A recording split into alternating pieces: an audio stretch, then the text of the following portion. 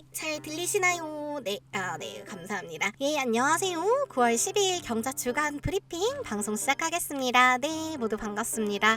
네, 고양이가 인터넷 선을 끊어 먹었어요. 네, 그래서 아침부터 이제 기사님 오셔가지고 다시 하느라 조금 늦었습니다. 그래서 어젯밤 9시에 이제 CPI 대응 방송했었는데요. 한 11시까지는 40분, 40분 정도 계셨는데 12시 되니까 10분 정도 남았더라고요. 그래서 남은 10분하고 새벽 2시까지 포지션 마무리하고 꿀잠 잤습니다. 그럼 아직 체크 못하신 분들을 위해서 CPI 결과에 대한 브리핑 짧게 짚어드리고 가겠습니다. 어제 CPI 발표된 시점이 요때인데요. 요때 CPI 발표와 동시에 약 15분 동안 500T가량 빠졌습니다. 그래서 결과치는 근원만 상해가 나오고 나머지는 부합이 나왔는데요. 네, 이때 저희가 발표 전에 이 구간에서 이미 롱 포지션을 들고 있었죠. 포지션 복귀는 CPI 브리핑 마치고 이어갈게요. 어찌됐건 근원 CPI가 상해가 나오면서 시장은 일시적으로 밀리는 듯 했지만 또 크게 빠지지 않고 빠르게 회복을 해줬는데요. 이유는 어제 텔레그램에 올려드린 것과 같이 이미 FOMC 때 금리 인하는 기정사실화된 상황에서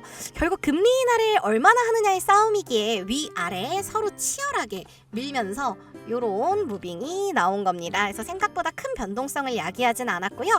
실제로 CPI 이후에 금리 인하가 50bp가 아닌 25bp 가능성이 높아졌고 여기서 나스닥의 상승이 없었다면 빅컷이 아니라는 실망이 나올 수 있었는데요.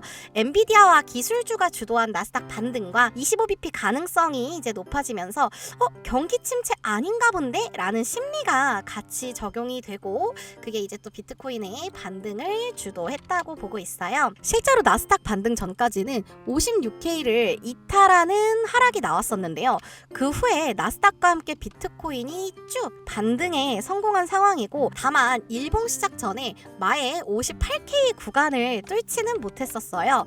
그래서 오늘은 신규 실업 수단과 PPI가 예정이 되어 있습니다. 오늘 밤 한국 시간 기준으로 9시 30분에 두 가지가 모두 동시에 발표가 되고요. CPI보다 시장에 영향이 크진 않지만 신규 실업은 어찌됐건 고용지표로 경기 침체에 영향을 주는 지표인 만큼 일시적으로 흔들릴 수 있고 또 CPI 때 생각보다 적었던 변동성이 PPI와 신규 실업이 같이 발표되면서 또 어떤 움직임이 나올지 모르니까요. 오늘 밤도 이제 짧게나마 방송을 하거나 텔레그램에서라도 브리핑 계속 해드릴 수 있도록 할게요. 그러면 지난 포지션 짧게 복귀하고 금일 주간 브리핑 이어가겠습니다. 어제는 박스권 하단에서 지속해서 움직임이 나왔는데요. 사실 어제랑 오늘이랑 지금 제가 잡은 박스권이 거의 똑같다고 보시면 되거든요. 그래서 이 박스권 하단 부분에서 계속해서 움직임이 나왔었고 이제 박스권을 이탈을 했다가 박스권 안으로 다시 말아 올리는 상황을 몇 차례나 반복을 했습니다. 네, 요런 식으로요. 네, 그래서 계속 박스권 이탈했다가 다시 박스권 안으로 들어왔다가 박스권 회귀 본능처럼 이렇게 돌아왔는데요. 그래서 제 기준으로는 오름숏보다는 떨롱이 더 손익비가 좋았다고 생각을 해요. 계속 빠지는 듯 했지만 결국 박스권을 이탈을 하고 나서 박스권 안으로 계속해서 돌아왔기 때문에 요 이탈하는 구간에서 짧게 롱 잡는 대응이 좋았고 대신 길게 보진 않았어요. 손절가도 이탈했을 때의 바닥 부근으로 좀 타이트하게 잡았고요. 그래서 이것도 어제 방송에서 말씀드렸죠. 길게 보는 것보다는 짧게 대응한다고 말씀을 드렸었고 네, 그래서 주간에는 사실 큰 대응은 안 했습니다. 이제 포지션을 무리해서 잡지도 않았고 어제 이제 미 대선 토론 때 진입하고 그 이후에 CPI 전에 또 한번 진입을 하고 무리해서 더 진입은 안 했어요. 네, 그래서 이제 CPI 때 대응 한번 복귀를 해볼 텐데요. 어제 야간 대응 때는 이제 CPI 대응을 위해서 발표 전에 미리 롱 포지션을 요 자리 57.75 정도에서 진입을 했었고요. 물론 저도 이제 상해 나오면서 일시적으로 빠지는 구간에서 좀 이 롱의 평단가가 아쉽기는 했어요.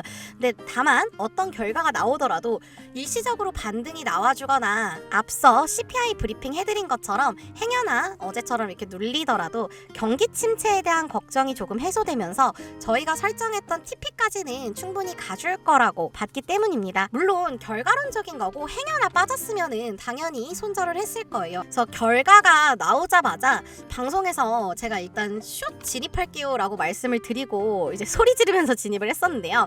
아마 이제 방송에서만 말씀을 드려가지고 놓치신 분들이 많을 것 같아요. 그래서 그냥 분할 없이 눌릴 때 여기서 그냥 바로 익절해버렸어요. 그래서 요거는 어쨌든 뭐 혹시 같이 진입하신 분들 있으면 수익 축하드립니다. 그리고 나서 이제 나스닥 개장 직전에 여기서 이제 숏 포지션을 진입을 했고요.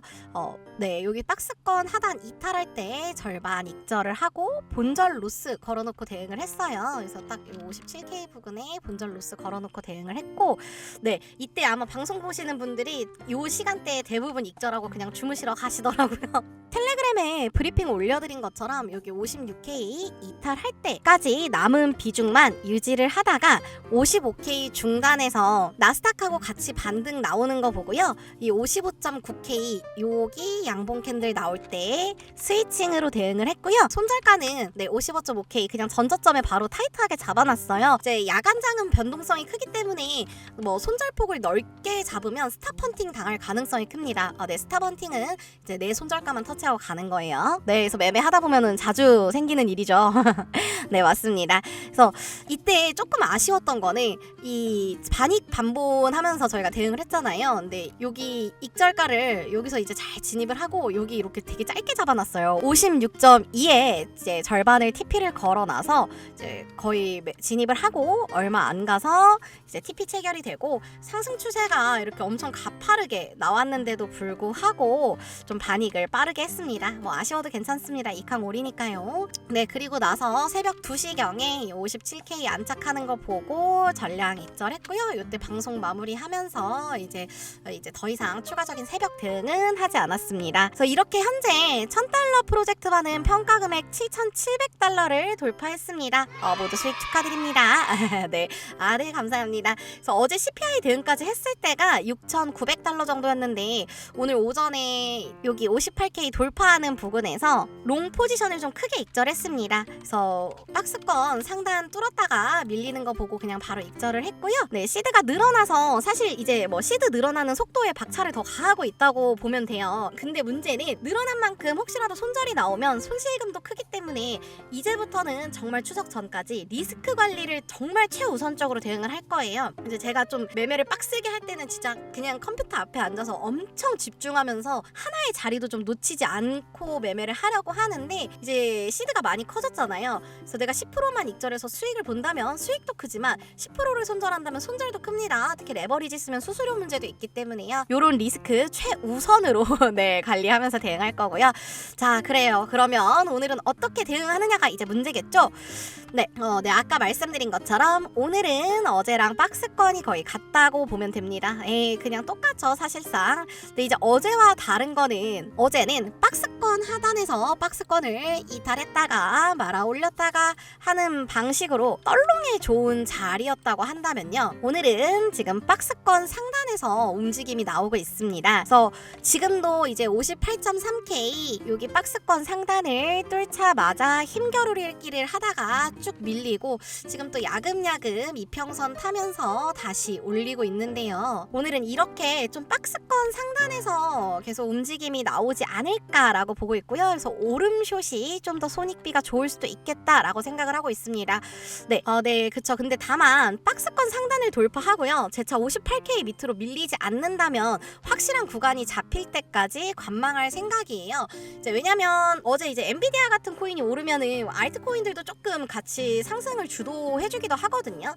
이런 상황에서는 다시 잘 안 빠질 수도 있어요. 그래서 조금 신중하게 대응을 할 생각이고 진짜 단기적으로 혹시라도 57.3K 구간을 이탈을 하면은 또 방향성이 바뀔지 모릅니다. 근데 왜 박스권을 57.3으로 안 잡았어요 하실 수도 있는데 저는 원래 이 박스권 자체를 내가 대응할 수 있는 나의 최선의 범위, 오늘 하루 내가 대응할 범위라고 생각을 하고 잡거든요. 그래서 참고해 주시면 되고 사실상 이 박스권 안에서 항상 거의 움직임이 나왔잖아요.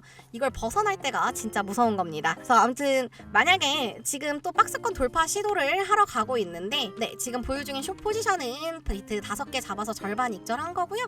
여기서 만약에 돌파하고 본절 로스 터지면은 네, 그냥 본절에서 나머지 비중 나올 겁니다. 롱 포지션도 동일하게 분할 익절 중인 거예요. 맞아요. 네, $1000 프로젝트반은 지금 보유 포지션 없습니다. 그래서 오늘도 주간 장에는 네, 지금 좀 편안한 마음으로 지켜보면서 이렇게 좀 최대한 뭐 분할 익절하고 $1000 프로젝트 반은 최대한 좀 손익비 좋은 자리만 짧게 진입해서 먹을 거고요. 네, 그래서 손익비가 확실히 좋은 자리, 그렇죠. 그런 자리에서만 리스크 줄여가면서 진입할 겁니다. 그래서 이게 계속 제가 말씀을 드리는 게 수익이 나면 너무너무 좋죠. 근데 수익이 나면은 약간 자만감도 생기고요. 그리고 움직이는 시드가 커지니까 이게 또 손절이 나왔을 때 갑자기 내가 하루에 야금야금 뭐 100불, 200불, 500불 지금 잘 벌고 있다가 오늘 손절했더니 갑자기 700불 손절이 나왔네? 이래버리면은 그 멘탈이 정말 관리가 안 돼요. 그래서 손실보는 시드도 커지기 때문에 이제부터는 매매 횟수를 살짝 줄이고 좀 신중하게 대응해야 하는 구간이라고 보고 있습니다. 네, 맞습니다. 네, 짧게 먹어도요, 뭐 1%, 2% 먹어도요, 절대 적은 게 아닙니다. 그거를 이제 계속 어떻게 쌓아가느냐라고 생각을 하고요. 그래서 매매는 언제나 기다리면은 자리를 줍니다. 항상 기회는 있어요. 뭐 그렇다고 이 기회에 있어서 내가 뭐 꼭 이 바닥에서 잡을 거야, 내가 꼭 이 꼭대기에서 잡을 거야, 이런 욕심만 안 부리면 됩니다. 그냥 적당히 이 딱 차트 보고 지금 뭐 예를 들어 나스닥 개장을 했는데 나스닥이 너무 불반등이야. 지금 비트랑 나스닥 커플링 중이야. 그럼 이쯤에서라도 내가 같이 따라잡아서 이렇게 먹을 수도 있는 거잖아요. 여기서도 꼭 꼭대기에 익절을 할 필요가 없어요.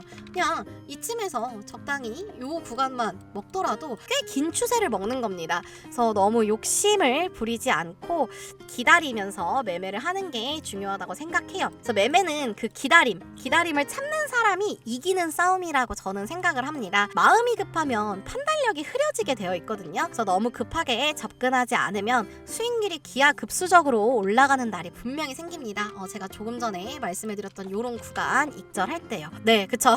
마치 어젯밤 오늘 아침처럼요. 그래서 그러면 오늘 이제 주간 브리핑은 여기까지 하도록 하고요. 네, 경자의 비트코인 구독과 좋아요, 알림 설정까지 언제나 부탁드립니다.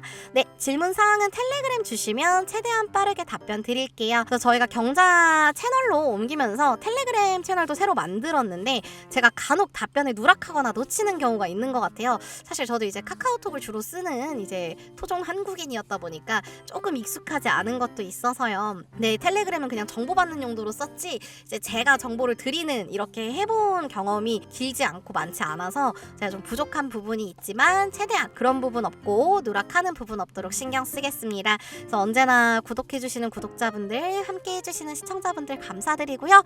맞습니다. 오늘도 끝까지 함께해주신 분들 모두 감사드립니다. 그러면 저는 텔레그램에서 뵙겠습니다. 오늘도 우리 모두 성투해요.